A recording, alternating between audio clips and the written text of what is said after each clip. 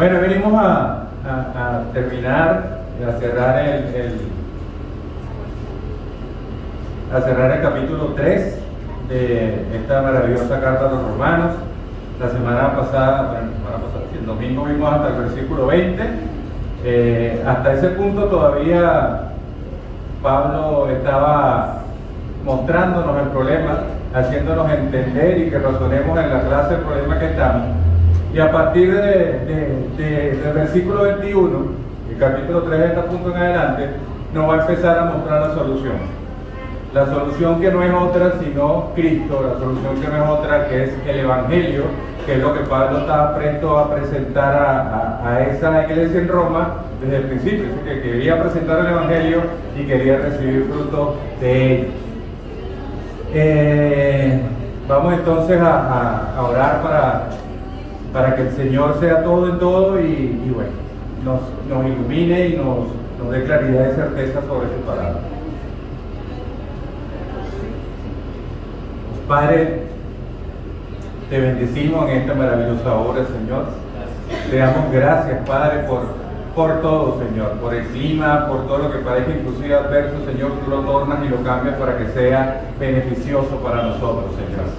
Padre, estamos aquí, Señor, con toda la disposición que tú has puesto en nuestro corazón, Señor, para entregarte lo mejor de nuestra mente, Señor, entregarte toda nuestra voluntad, Padre Santo, para que tu palabra entre y empiece a hacer el efecto que tú quieres que haga en nuestras vidas, Señor. Tu palabra que es transformadora, regeneradora, Señor. Esa palabra que ha cambiado tantas personas y ha cambiado el mundo desde la venida de nuestro Señor Jesucristo, Señor. Esa misma palabra, Señor, la vamos a tener grabada en nuestros corazones, Señor.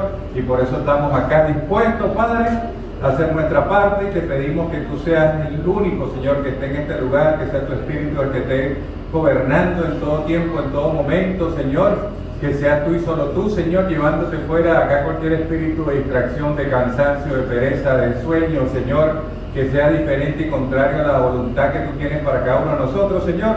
Te lo pedimos en el nombre de Jesús. Amén.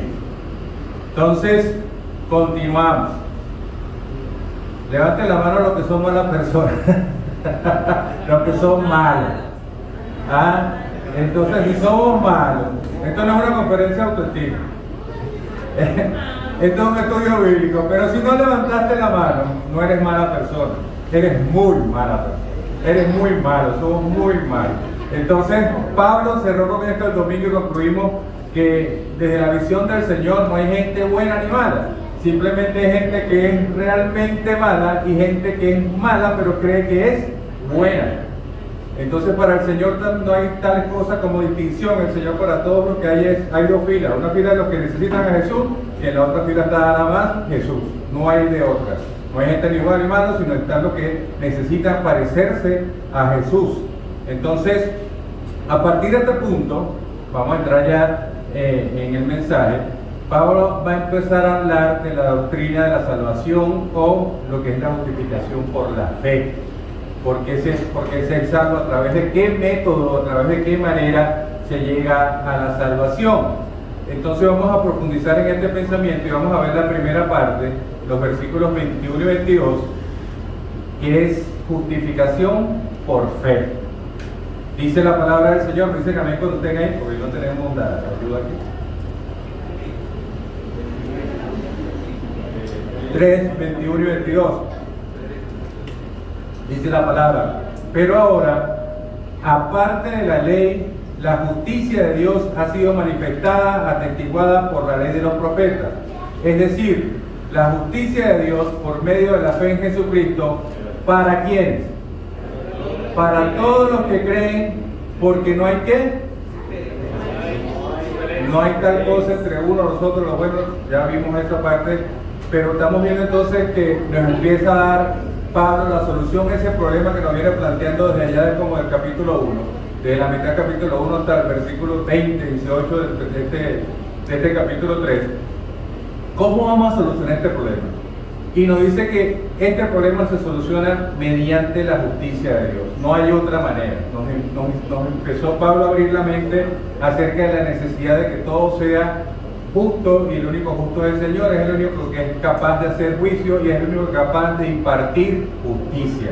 Entonces, no es nuestra justicia, es la justicia de ¿quién? De Dios.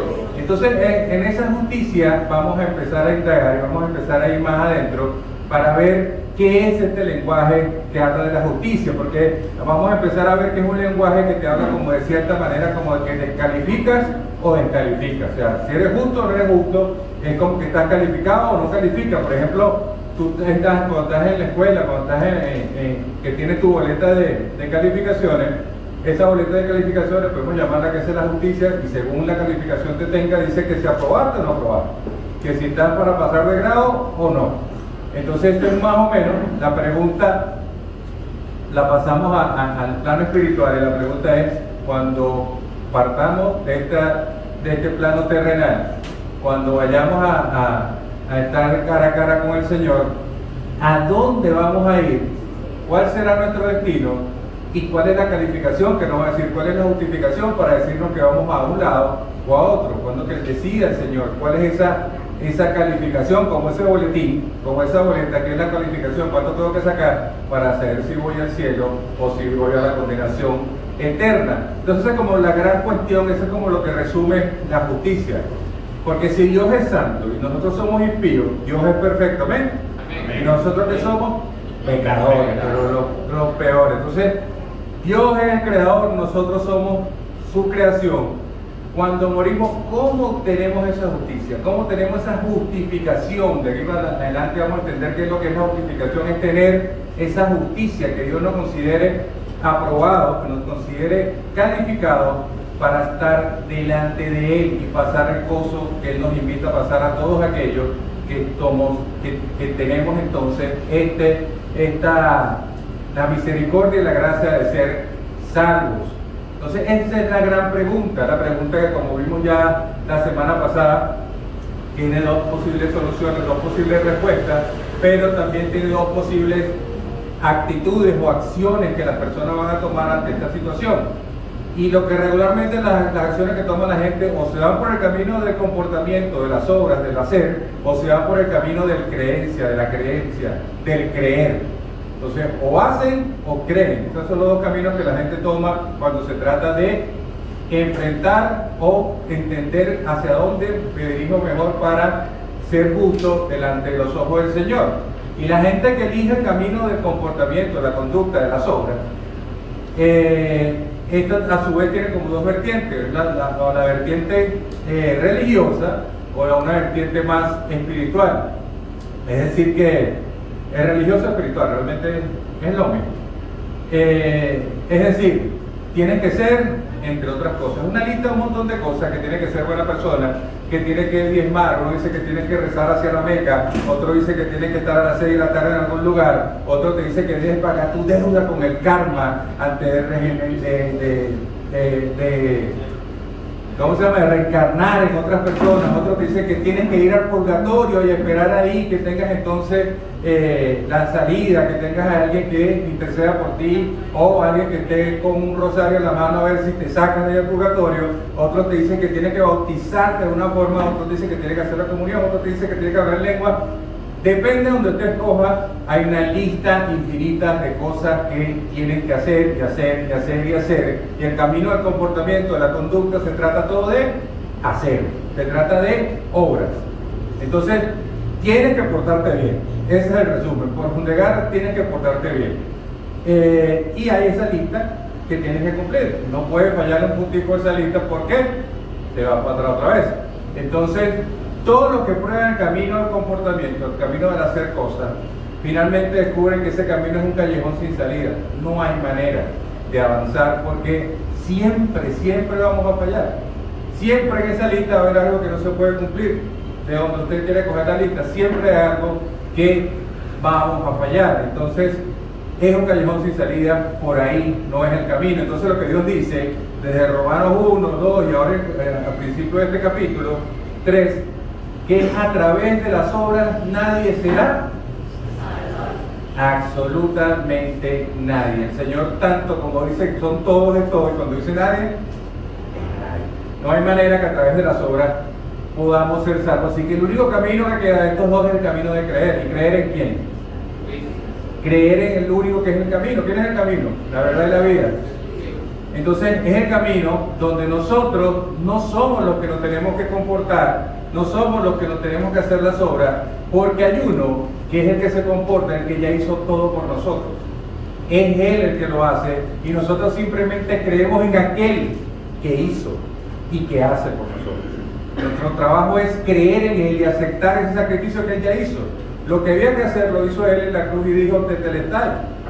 Todo está consumado, todo está hecho, ya Él lo hizo todo. Entonces simplemente nosotros tenemos que creer en aquel que hizo, en vez de ser nosotros lo que tenemos que hacer, o la creencia de que tenemos nosotros lo que tenemos que hacer. Entonces, no es lo que yo haga, es lo que yo haga, y lo que hizo el Señor no son mis obras, es la obra maravillosa que se consumó en la cruz, es la obra de Jesús. Yo solamente tengo que creer en eso, aceptar eso, y afortunadamente entonces siempre estaré junto con Él. Como dice Pablo en Gálatas, somos uno con Cristo estamos conjuntamente crucificados, pero también resucitamos con el Señor. Entonces, si nosotros creemos en ese sacrificio y entendemos nosotros que Él es el único, que es el que tiene que hacer la obra, porque Él vivió una vida totalmente perfecta, Él vivió una vida sin cometer ningún error, en todas las listas que le pusieron Él iba a cumplir, porque Él nunca tuvo ni una mancha. Dice Isaías que cuando lo crucificaron, que aquel que no conoció pecado fue hecho pecado. O sea, si no es que le imputan el pecado de nosotros, Él nunca, ni una mancha, ni un pecado, absolutamente nada. Entonces, el que toma el camino de hacer obras, el que toma ese camino de cumplir esa lista, esa persona ni come bien, ni duerme bien, se confiesa todos los días, de día y de noche. Eso, la experiencia, creo que se lo comenté en el capítulo 1, acerca de Martín Lutero. Es decir, Martín Lutero se llegaba a confesar hasta 3 horas y después volvía al rato volvía a confesar 3 horas más, porque él se sentía agobiado, porque la lista es infinita y por todo peca, entonces necesitaba confesarse a cada rato. Y ahí es donde él viene la inquietud de él de decir: pero tú tienes que tener una solución, porque no puede ser que el Señor me tenga a mí como agobiado, que yo me sienta acechado por la culpabilidad. Entonces, todos los días usted estaría entonces tratando de comportarse mejor, tratando de cumplir toda la lista, y literalmente usted lo que estaría era o volviéndose loco o físicamente muriendo. ¿Por qué? Porque usted estaría tratando de ser perfecto, y adivinen qué, no lo somos. Hay uno solo que sí es perfecto, nosotros precisamente no lo somos. Entonces, si tratamos de ser perfectos con la naturaleza que nosotros tenemos desde el primer Adán, que ya lo vimos, esa naturaleza, porque todavía tenemos en este cuerpo físico, esta carne y sangre, todavía descendencia, herencia de ese, y de vez en cuando aquel viejo hombre saca la cabecita un día más que otro y hace una cosita más que otra. Todavía, hasta que no seamos glorificados y tengamos el mismo cuerpo que tuvo el Señor Jesucristo cuando resucitó, cuerpo glorificado, que es el último paso, donde la muerte ya no tendrá ningún tipo de poder sobre nosotros. Hasta ese momento seguimos viviendo en este cuerpo, carne y sangre, y es la lucha eterna de la carne ¿contra qué? Contra el espíritu. Siempre va a haber ese pedazo de la carne, la necesidad de las necesidades fisiológicas o las necesidades que haya creado la sociedad, que van a tirar hacia abajo, pero mientras el espíritu sigue tirando hacia arriba. Pero esta carne todavía nos va a tener atado acá, y como no somos perfectos, siempre vamos a pecar, siempre. Pero sabemos exactamente qué hacer cada vez que pequemos. Gloria a Dios. Entonces, Martín Lutero resumió este tema, este punto, diciendo que este es el tema, este punto de o las obras o la creencia es el tema o que sostiene a la iglesia, o todo se cae en la iglesia a través de esto. O la iglesia toma el camino correcto y se sostiene por Cristo, o la iglesia cree que se va a sostener por obras y realmente lo que se va es a caer. No hay manera, y eso fue parte de lo que produjo la separación de lo que somos ahora la parte protestante por esta reforma y la iglesia católica, porque la iglesia católica cree fielmente en las obras y en la indulgencia, en la compra de indulgencia, el pago de indulgencia. Hay que comprar entonces su perdón, y Martín Lutero empezó a entender después de la carta romana que es solamente por fe, es solamente Cristo, no hay nada más. Entonces, seguimos. Dios le da nombres a las cosas que le importan. así como nosotros le damos nombre a las personas que nos importan. No es que uno va por ahí a tener un hijo y a ver, tú eres el número 5. No, como nos importan los hijos, como nos importa la gente, entonces le ponemos nombre porque nosotros nombramos un nombre especial que tenga un significado especial, como usted lo quiera ver, a las cosas que nos importan. Las nombramos porque son importantes para nosotros y son preciosas para nosotros. Entonces, de igual manera, Dios tiene no solamente personas, Dios tiene convicciones, conceptos, enseñanzas y ciertas doctrinas, ciertas enseñanzas que son preciosas y apreciadas para Él. Y si son preciosas y apreciadas para Él, Él entonces las nombra, les pone nombre. Como esta doctrina que vamos a empezar a ver, la doctrina de la salvación, esa es algo especial y particular del Señor. Si usted quiere aprender todo lo que es doctrina, todo el tiempo, todas las doctrinas que existen en el Evangelio, prácticamente todo la va a conseguir en el libro de Romanos. Va a ver que en la carta de Romanos, como hasta la mitad del libro, como hasta el capítulo 8 o 9, va a ser mucha doctrina, y después de adelante un poco más cómo ejercitamos, cómo ponemos en práctica todas esas enseñanzas, cómo vivir con esos fundamentos que estamos aprendiendo. Pero toda esta primera parte va a ser parte doctrinal, doctrina, teología dura y pura. Entonces, vamos a empezar a ver esas cosas, algunas de esas cosas que son maravillosas y apreciadas por el Señor, y luego la iremos descomprimiendo poco a poco. La primera de ellas, vamos a ver un pasaje de los versículos del 22 al 26, y el título de esto es porque no hay distinción.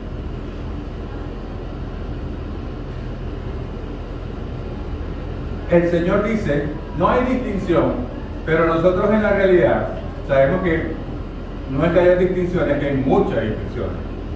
Es usted opositor, es usted chavista, usted blanco, usted negro, usted chino, usted árabe, usted es pobre, es rico, venezolano, extranjero. Hay muchísimas distinciones. Dentro de la sociedad hay muchísimas clasificaciones, cajita de distinciones. Todos nos distinguen de distintas maneras. Todos hacen subdivisiones de todo.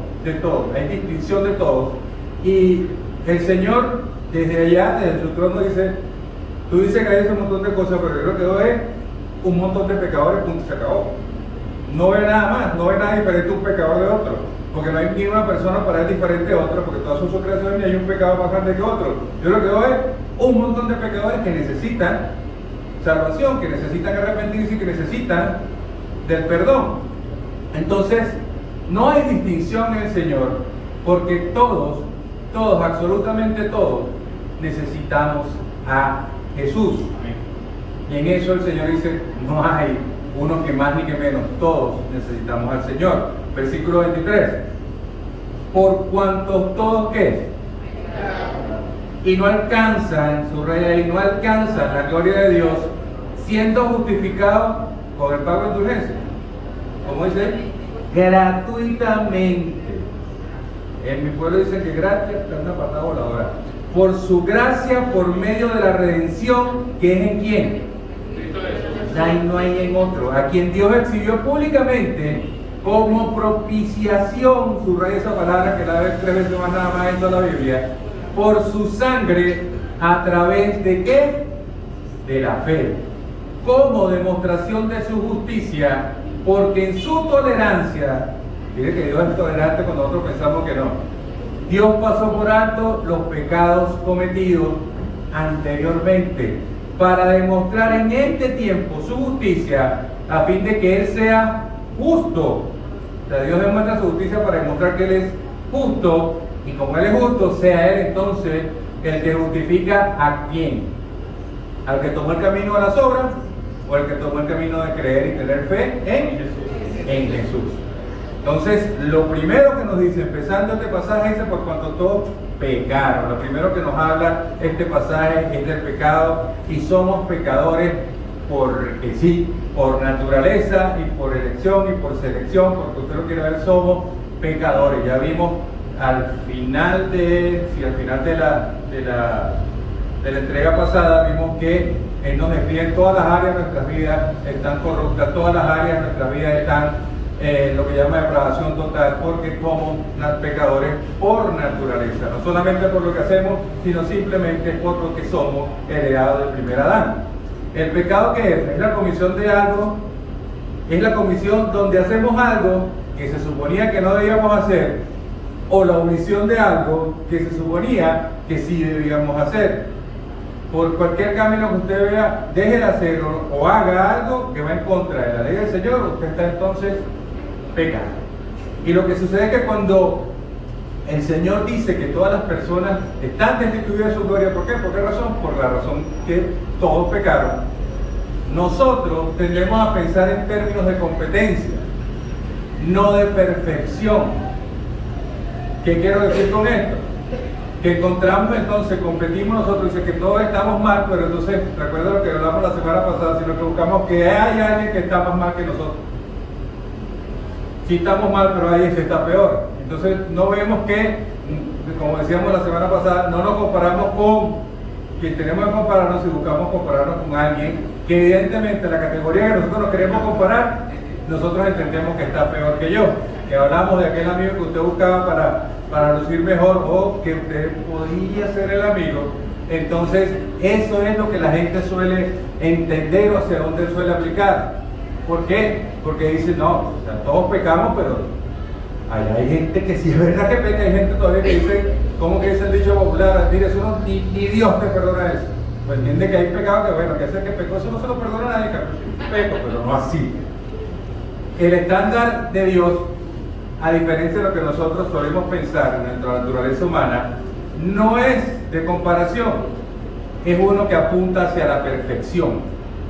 Porque si no vamos a comparar con alguien, no vamos a comparar con Cristo. ¿Qué es Cristo? Imperfecto.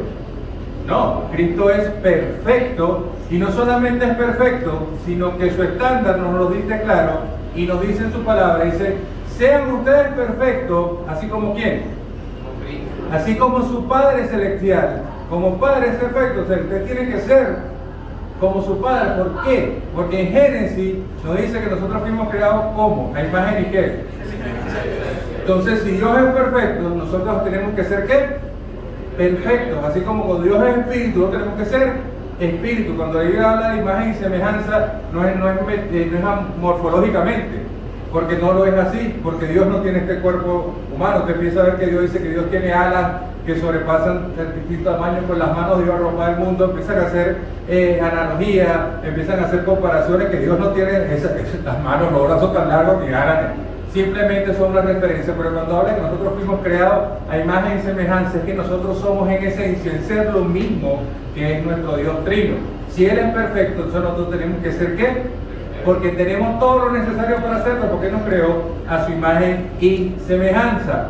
Porque debemos compararnos con Cristo si alguna vez quiere compararse con alguien, porque Él sí nos muestra la vida como debe ser, la manera correcta como se debe vivir, todos sus pasos apuntaban a lo que nosotros debemos hacer, a lo que nosotros debemos aprender y debemos imitar. Entonces debemos empezar a comportarnos como Él, porque nosotros entendimos ya hace rato que nuestro paso por esta tierra somos extranjeros y peregrinos, o sea que no somos de aquí, que es lo que significa extranjero, y estamos de paso, que es lo que significa peregrino, porque nuestra ciudadanía real, ¿dónde está? Entonces empecemos a comportarnos como los ciudadanos del cielo, y qué mejor ejemplo que el mejor ciudadano que hay en el reino, que es Cristo Jesús. Entonces, más adelante, el pasaje nos dice, en el versículo 23, nos dice que aquellos que fueron destituidos de la gloria de Dios o no alcanzaron la gloria de Dios. Entonces, porque todos fueron pecadores, no alcanzaron la gloria de Dios. ¿A cuántos de ustedes les pasa? Si quieren no levanten la mano, pero piénsenlo. ¿A cuántos de ustedes les pasa que cuanto más estudian y conocen a Jesús, más se dan cuenta que están lejos de Jesús? Porque si usted le digo este planteamiento, usted dice, bueno, yo leo la Biblia y en realidad cada vez que leo la Biblia de Jesús, yo me siento reflejado en Él. Yo le digo, y si lo leo otra vez, pues yo creo que no lo leíste bien. No hay manera que nosotros, en nuestra condición, que está muy clara, veamos a Jesús y digamos que no, bueno, Jesús no me lleva nada. No, nos lleva mucho. Nosotros nos damos cuenta a medida que lo conocemos que estamos lejos de Él, pero no en el mal sentido, sino que sabemos ahora qué otra cosa tenemos que hacer o cómo debemos comportarnos para seguir pareciéndonos, imitándonos y acercándonos más a Él. Porque ahí nos llama en algún punto a ser la misma estatura que Él, la estatura de ese varón perfecto. Entonces, vamos a ver para variar una ilustración. El estándar de Jesús, el estándar del reino, que es la perfección. Eso no tiene comparación, sino es la perfección. Entonces, para nosotros alcanzar ese estándar o esa calificación de perfección, tenemos que, si queremos entrar al reino, tenemos entonces que llegar ahí. Esa es la nota donde tenemos que llegar. Entonces, si queremos entrar al reino, tenemos que alcanzar ese estándar, tenemos que ser tenemos que ser perfectos. Ahora piense que para ser perfecto, usted tiene que hacer una sola cosa. Y esa sola cosa es saltar el lago de Maracaibo. Para los que no tienen idea, para que se lo imaginen mejor, por una parte creo que la más angosta, donde está el puente, son como 8 kilómetros. Entonces, para usted entrar al reino, tiene que saltar 8 kilómetros. Imagínense que esa es la prueba que nos pone el Señor. Porque usted quiere hacer cosas, dice Señor, acaba esto. Entonces, esa es la prueba para que usted pueda entrar al reino de los cielos y empieza el primero y dice, bueno, yo mismo soy. Porque la gente que dice, hay que hacer, yo lo hago. Agarra impulso, se va hacia atrás, salta 1 metro, su mejor esfuerzo 1 metro, se va en 1 metro, está bien. En 1 metro, está bien o está mal, no lo sé, solo sé que se quedó corto. Se quedó corto. Viene el segundo, que sí está más preparadito, pero se mete sus esteroides, se pincha, que no sé qué, agarra más impulso y salta 3 metros. Bueno, le gané a aquel, salté mucho más, pero ¿qué pasó? Se quedó corto. Después vino al final Yolimar Roja, que agarra más impulso todavía, y por mucho que salta 16 metros, y dicen récord mundial. Sí, récord mundial, pero ¿de qué? Del fracaso. Porque también, ¿qué? Se quedó corto. Entonces, ¿qué quiere decir con esto? Que todos en las obras tenemos diferentes capacidades y seguramente unos podremos saltar más allá que los otros, pero ninguno podemos llegar a saltar y alcanzar lo que es el estándar del Señor, que es la perfección en nuestras propias fuerzas y tratando de hacerlo por nuestros medios, haciendo cosas, haciendo obras. Entonces, si no hay manera, la pregunta, bueno, pero si eso es lo que hay que hacer y no lo puedo saltar, ¿cómo es la manera entonces de que el Señor nos acepte? ¿Cómo es la manera que podamos entrar al reino de los cielos? ¿Cómo es la manera de no quedarnos cortos por mucho que saltemos? ¿Cómo funciona esto? Y esto funciona, si eso era la justicia, usted trató de justificarse usted mismo y no funcionó, la única manera es que haya alguien más que lo justifique, que le dé, que lo agarre por aquí, por el cuello y lo ponga del otro lado del lago y usted ya alcance el estándar del Señor, pero no en su fuerza, sino en lo que Él hace. Entonces, el lenguaje de justificado, la justificación es el siguiente. 1, Dios es justo. 2, Dios es el que justifica. Y 3, nos justifica a nosotros. Dios es justo, lo único que justifica es Él y nosotros somos justificados. Se utilizan esos 3 términos invariablemente a lo largo de la carta para explicar lo que sería como la declaración de justicia. La declaración de justicia delante de Dios es: tienes que ser justificado por Él. No hay otra manera que alcance ese estándar. Esa terminología de justo, justicia, justificado viene de lo que se usa hoy en día en la parte legal, en los tribunales, porque de hecho una de las materias que creo que es común en todas las cátedras del mundo a nivel de derecho es el derecho romano, porque es igual para todos. Después están las leyes particulares de cada país. Y esto es basado también en el entendimiento de la justicia. Fíjense hasta dónde alcanza esta carta que tiene incidencia en todos los aspectos de la vida. Entonces, estos 3 términos se utilizan a nivel legal, a nivel de tribunales, en la terminología de la sala. Dice que nosotros no somos los perfectos, sino que Dios nos imputa su perfección. ¿Y eso sucede a través de qué? Del sacrificio sustitutivo. Agarra a Dios y dice: tú te merecías esto, y Cristo, mi hijo, se merecía esto, y ahora yo a ti te voy a dar lo que Él se merece, te voy a imputar lo que es el yo, Señor, te lo imputo a ti, y el pecado tuyo, que merecía la muerte, Se le imputó a Cristo. Eso es lo que llaman sacrificio sustitutivo. Entonces Dios imputa la justicia de su Hijo sobre nosotros. Y de esa manera somos, ¿qué? Justificados. Porque si tú sigues creyendo que lo que tú haces por Dios es lo que te salva, esos son lo que llaman la Biblia, que dice que no es por obra, no es por obra, no es por obra, es eso. Ahora, si usted cree que lo que lo salva, lo hace salvo, es lo que el Señor hizo y hace por usted, eso es lo que llamamos gracia. Es la gracia de Dios en acción. Es la gracia de Dios. ¿Cuál es el concepto más común que conocemos de gracia? ¿Que es un favor qué? Merecido. Y lo merecíamos. Y es más que el favor. Yo digo que gracia y misericordia son las dos caras de la misma moneda, porque es por la misericordia del Señor, movido por su misericordia, que Él toma de su gracia y nos da lo que nos merecemos. Nos da algo que no nos merecemos, pero es porque Él es misericordioso. ¿Y hasta dónde el Señor es misericordioso? Yo leí por ahí que todos los días, ¿verdad, hermano?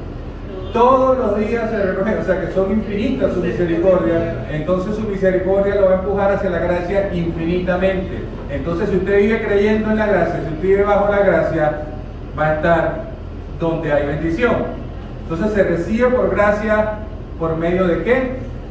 De la fe. Pero de la fe que va a llover, en Cristo. De la fe en Cristo. La forma que yo la entendí cuando estaba en los primeros discipulados, que estaba cuando estaba empezando la iglesia, una forma me pareció genial. La fe, imagínense que es una tubería que viene de donde está Dios hasta donde está usted. Y por esa tubería viene un líquido que se llama la gracia. La gracia no te puede alcanzar si esa tubería no existe y no está conectada al Señor. Si tú no tienes fe en el Señor, la gracia no te va a alcanzar. La salvación sí es por gracia, pero tiene que estar conectado por medio de ¿qué? De la fe en Cristo. Y Él es el único que nos puede justificar, que nos puede hacer justos. Quiere decir que Dios nos da el veredicto que nos dio Pablo desde el principio: ustedes son culpables, pero no están mostrando la solución. Fíjense, esto es como un juez, hablando de tribunales, el juez está y traen al imputado, le leen los cargos y el juez ve los cargos por todas las cosas que hizo, como nosotros vamos a entregar también cuentas al Señor, y cuando ve el juez dice, eres culpable. Y ese mismo juez dice, por los delitos que hiciste, tu condena o tu penitencia o tu paga es, qué sé yo, $1,000 tienes que pagar por eso. Cuando el juez baja el martillo a su sentencia, ese mismo juez se levanta la toga, se mete la mano en el bolsillo y va y paga los $1,000. El mismo que te sentenció culpable está haciendo el pago por tu libertad. Y eso es lo que sucede con nuestro Señor Jesucristo. Él mismo nos intentó culpable y nos llevó a que reaccionáramos y que nos confrontáramos con nuestro pecado, nuestra culpabilidad, para decirnos ahora y empezar a mostrar que Él es la solución.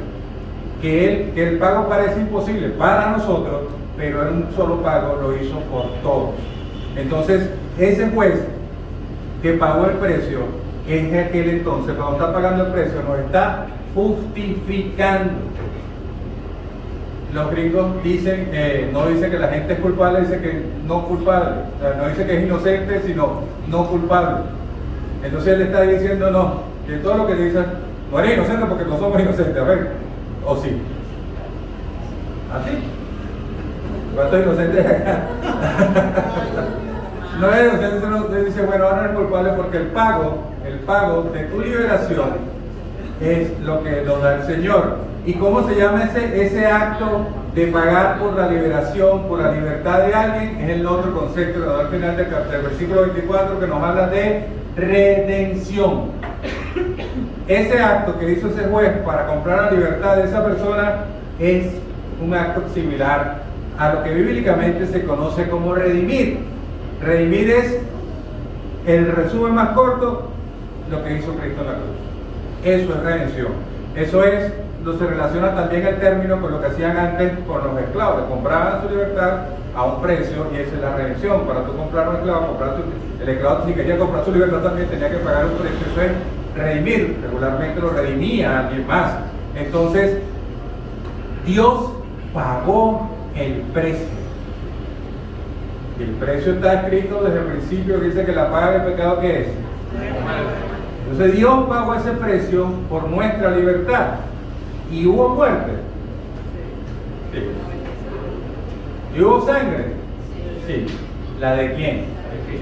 La sangre de aquel que fue perfecto, cuyo precio, la sangre que no tiene precio, puede pagar la deuda de cualquier cantidad de personas, no solamente sus pecados pasados, sino los pecados que usted todavía no sabe ni que va a cometer, y los pecados de todos. Esa sangre tiene ese valor incalculable que pudo pagar.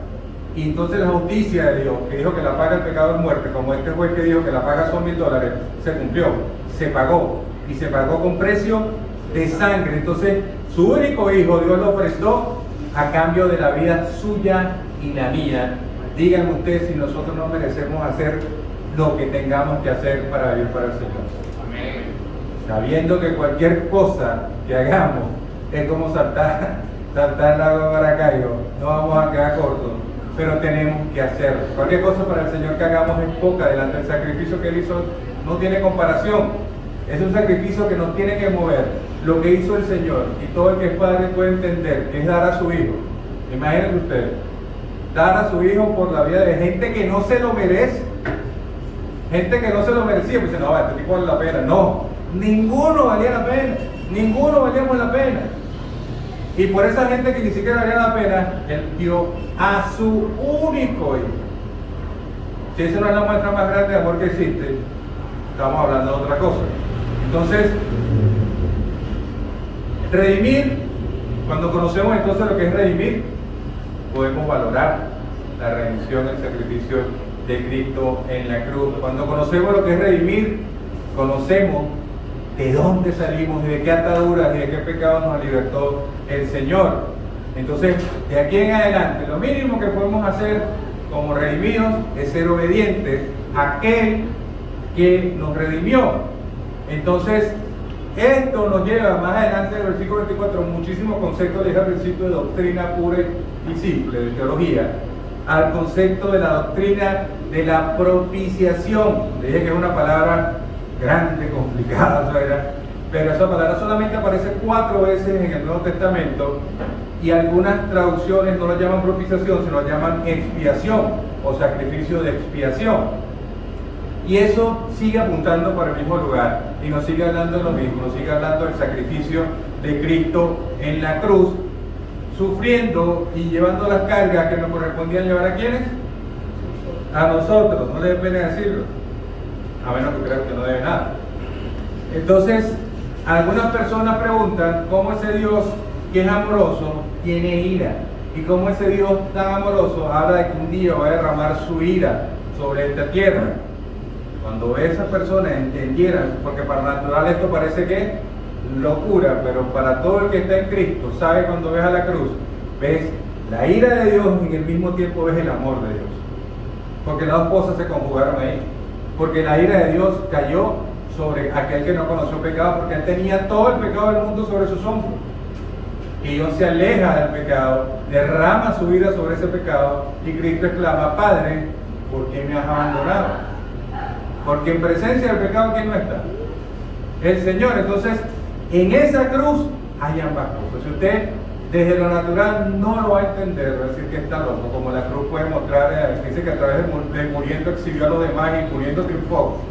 No lo va a entender natural. Pero usted que está en Cristo entiende que en esa misma cruz está la ira y el amor de Dios juntos.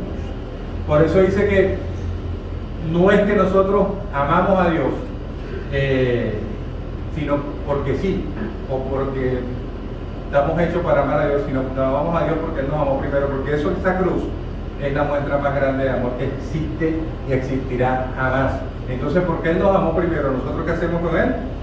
Lo amamos. Entonces, Dios envió a su Hijo para propiciación por nuestros pecados. La propiciación literalmente significa que la ira de Dios en esa cruz, la ira que iba destinada hacia usted y hacia mí, y Cristo se mete en el medio y la desvía hacia Él.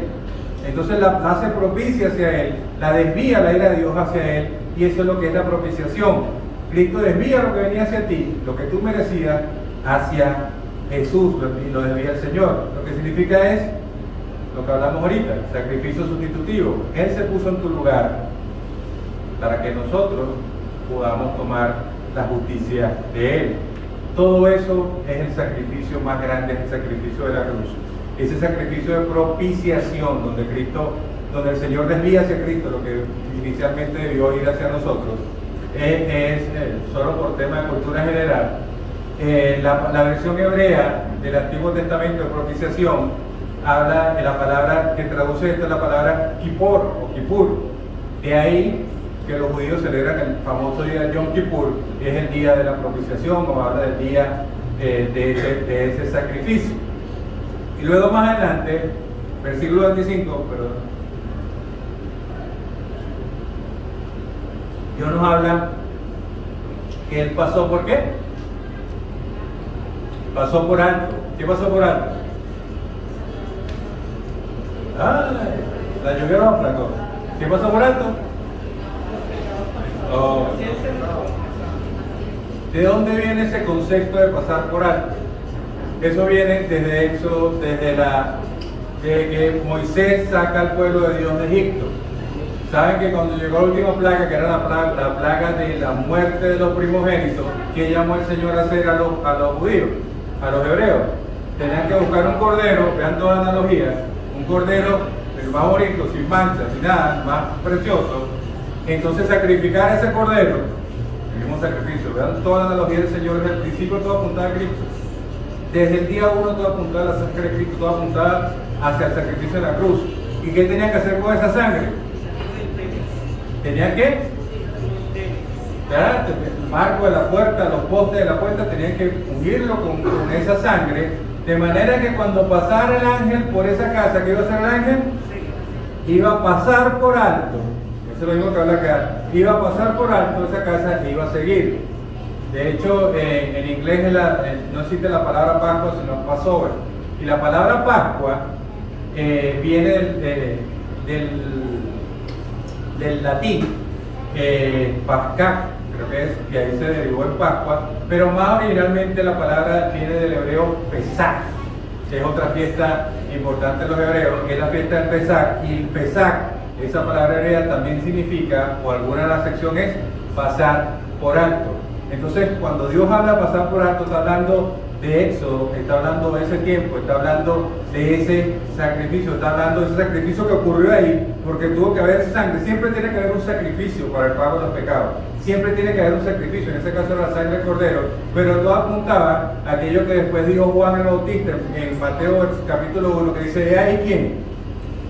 El Cordero de Dios, ¿que quita qué? Ese todo la historia, el sacrificio de los sacerdotes, los sacrificios que se hacían en el altar, en el templo, todo simplemente era una figura del sacrificio único y perfecto que estaba anunciando el Señor desde el principio.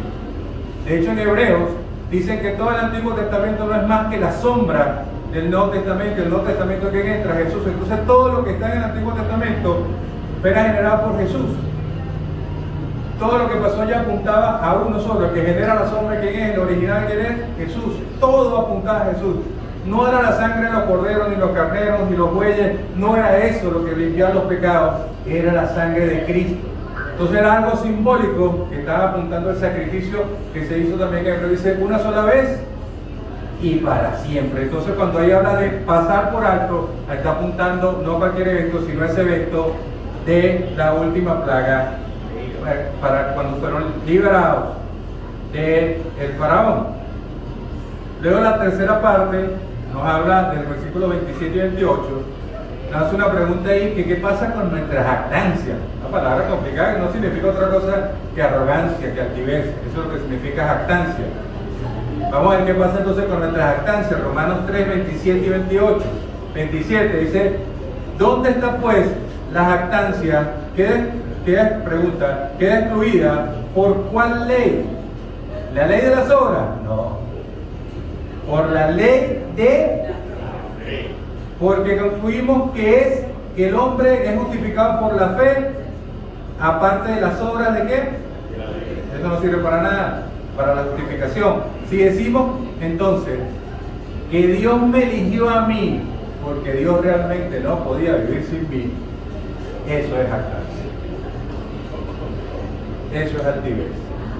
Ahora, si usted dice, Dios me eligió a mí, pero yo no sé ni por qué, pero gloria a Dios que me eligió a mí. ¿Eso qué es? Eso es adoración. Eso es darle la gloria que en gloria se merece. Entonces, estamos llamados a ser adoradores, no estamos a ser llamados a ser jactanciosos. Y el objetivo no es saber el por qué, el objetivo es saber quién y para qué. Ejemplo de esto: cuando su equipo de béisbol gana, cuando un equipo de béisbol gana, por algo más conocido por todos, los fanáticos terminan siendo bocones.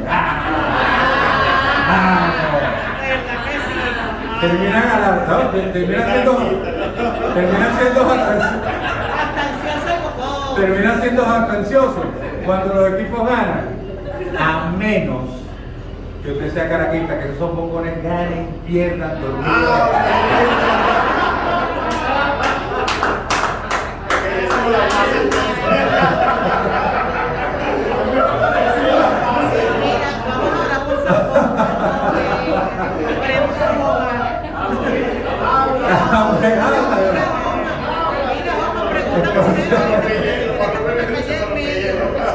Entonces, es un ejemplo. Es un ejemplo cualquiera. Entonces, aparte de aquel fanático del equipo ganador cualquiera, que empieza a alardear, esa persona empieza a utilizar frases que le empiezan a dar el crédito a ellos. Como hablamos la semana pasada, empieza el crédito de otros, o el crédito de Dios lo quiere agarrar para él. La gente empieza a decir, les ganamos, les caímos a palo. Una gente que está sentada con un perro caliente, que no tiene nada que ver lo que hicieron con el resultado del juego, pero dice que lo ponchamos, lo pusimos, lo ponemos a comer. Entonces, esa gente actúa de esa forma, y ese es el ejemplo más claro de ser antiguo, jactancioso.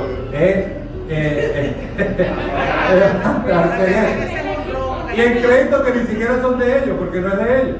Entonces, pero si usted no está en ese equipo jactancioso, si no usted está en el equipo de Jesús, usted no anda, como dicen en el pueblo de Bocaguá, haciendo esas cosas que hacen esta gente jactanciosa. Si usted anda en actitud de oración, diciéndole a las demás personas, invitándolo a pertenecer en este equipo, invitándolo a unirse al equipo de Jesús, porque este es realmente el equipo que es ganador. Este es el verdadero equipo que es ganador, porque en este equipo no es que le ganamos, le ponchamos, le hicimos, todo el crédito se lo lleva una sola persona. Todo el crédito en este equipo y toda la gloria se la lleva Él, porque Él es el único digno de nuestra adoración. No hay nadie más digno, no lo hay.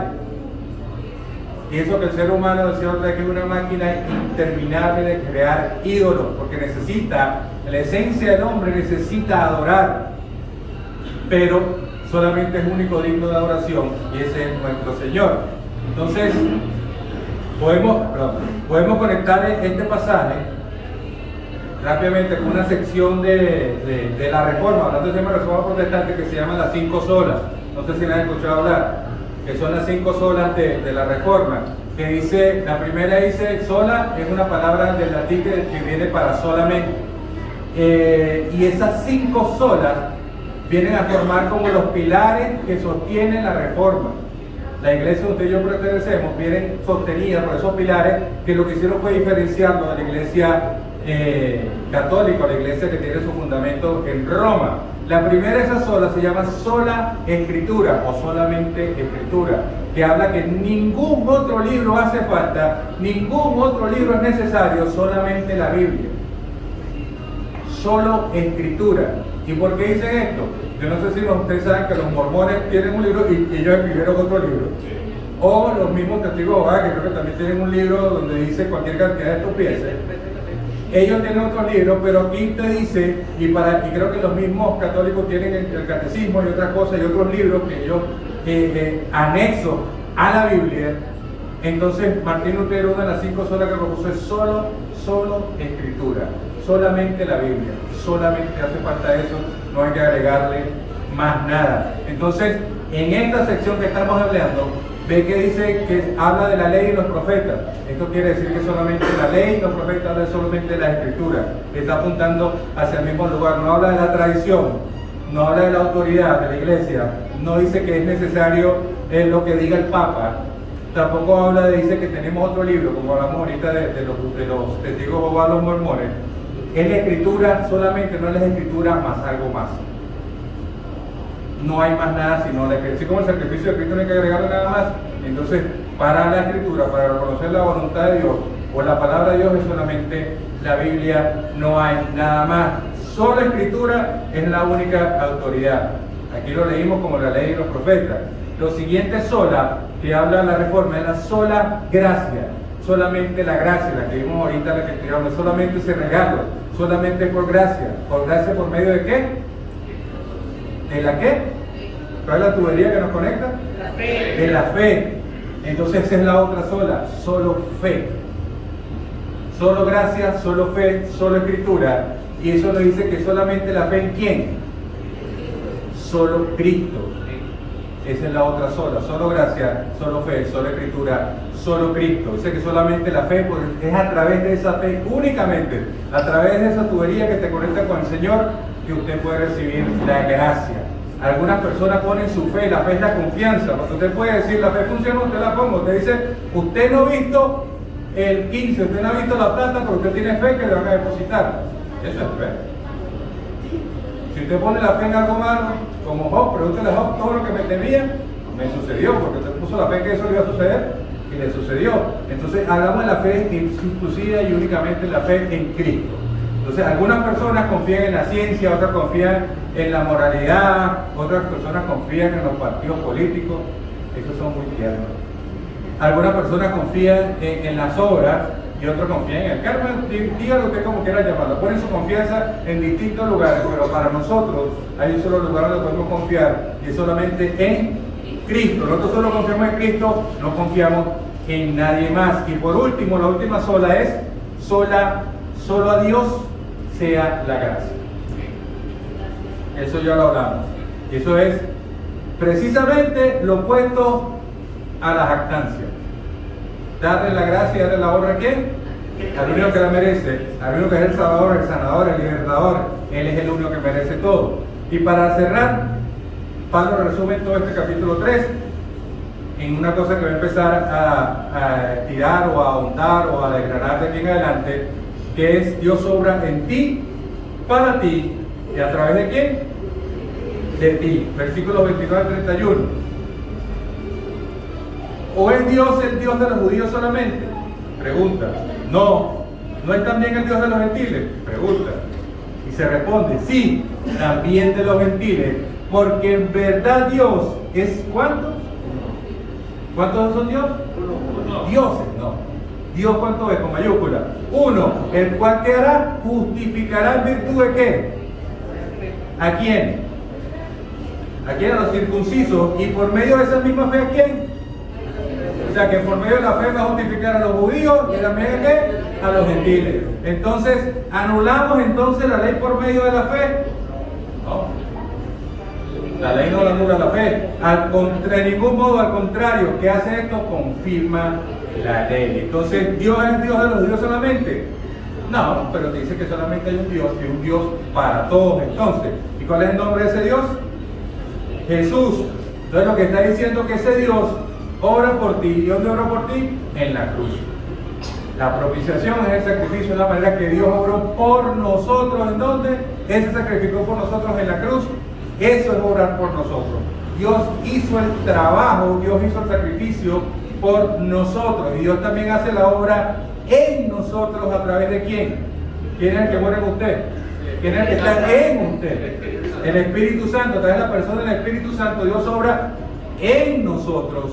Porque Dios a través del Espíritu Santo, si nosotros dejamos que Él sea la guía de nuestra vida, Él saca lo viejo y malo de tu corazón y te da un corazón nuevo. Él saca tu naturaleza vieja, la va transformando y regenerándose y te da una naturaleza nueva. Entonces, Él saca esos viejos hábitos, esos viejos deseos y te da unos nuevos deseos y te da un nuevo amor. Entonces empiezas a aborrecer cosas que antes te gustaban, porque empiezas a ver que son las cosas que te separan del Señor, y empiezas a amar cosas que antes desechabas.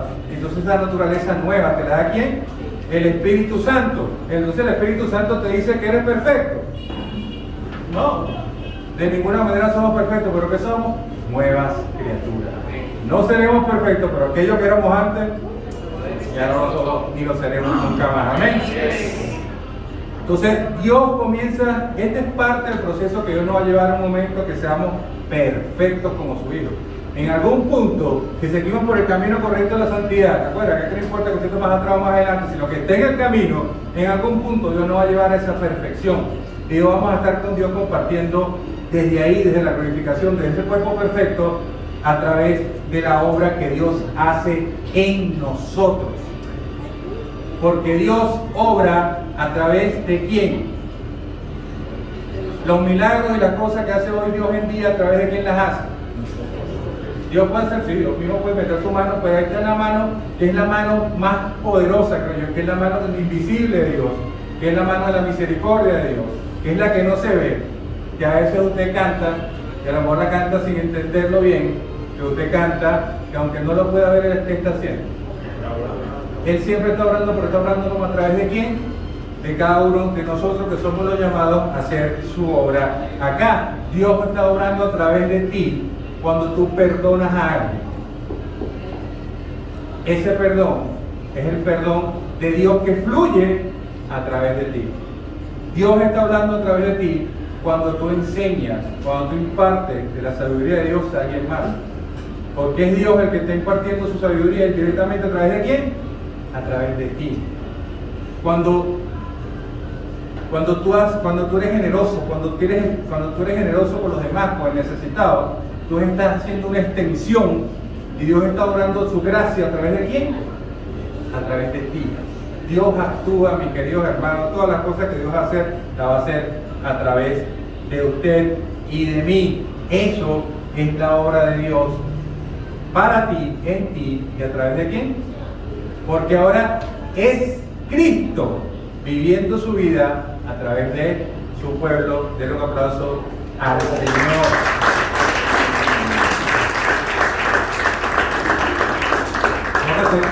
Póngase de pie, hermano. Esto tiene un solo cierre, esto no es como la braga de un piloto. Entonces todo esto que dijimos significa que la vida cristiana es la mejor vida. Claro que es la mejor vida, porque es una vida emocionante, que tiene problemas, sí, pero es emocionante, es la mejor. ¿Hay una elección mejor que ser cristiano? ¿Hay una elección mejor que recibir a Cristo Jesús? Entonces esta es la vida más emocionante, porque es una vida que no se trata de cumplir una lista de cosas que tenemos que hacer para que Dios nos ame o para que Dios nos acepte. Al contrario, hay una lista de cosas que nosotros podemos hacer o que Dios hace a través de nosotros porque Dios nos ama.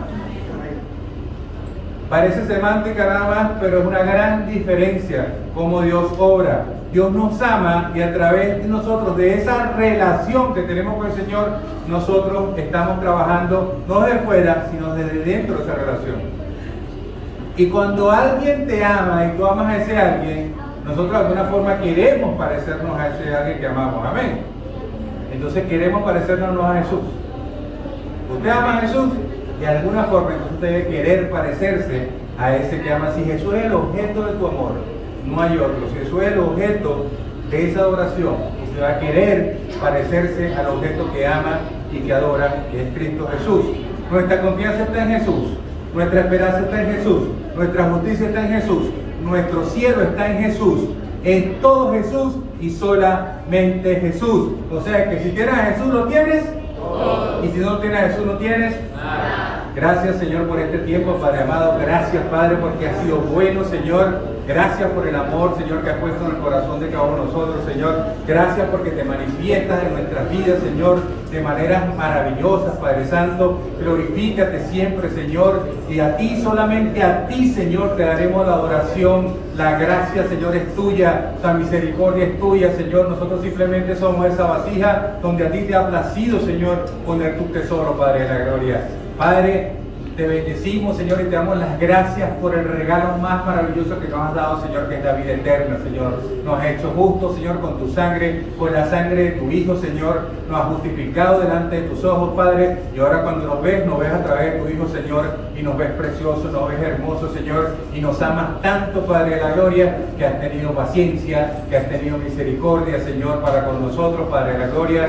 Y no importa cuántas veces nos caigamos, Señor, tú estás ahí para levantarnos, Padre de la gloria, porque sabemos y entendemos que eres un Padre bueno, Señor. Eres un Padre en el que tenemos todo y no nos hace falta nada más, Señor. Padre, te damos la gloria, la honra, la alabanza, el poder es tuyo, Señor. Tú eres el único digno, Padre Santo, y por eso te damos este maravilloso aplauso y nuestra mejor alabanza de nuestros labios, Padre, la gloria.